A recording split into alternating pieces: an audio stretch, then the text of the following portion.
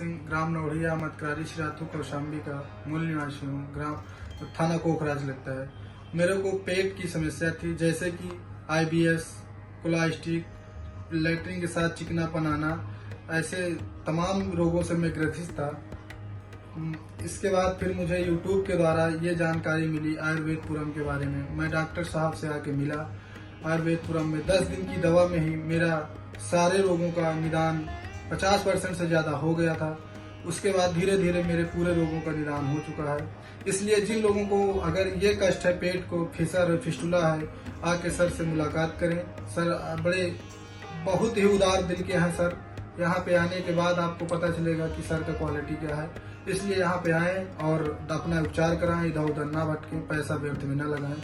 सभी को धन्यवाद।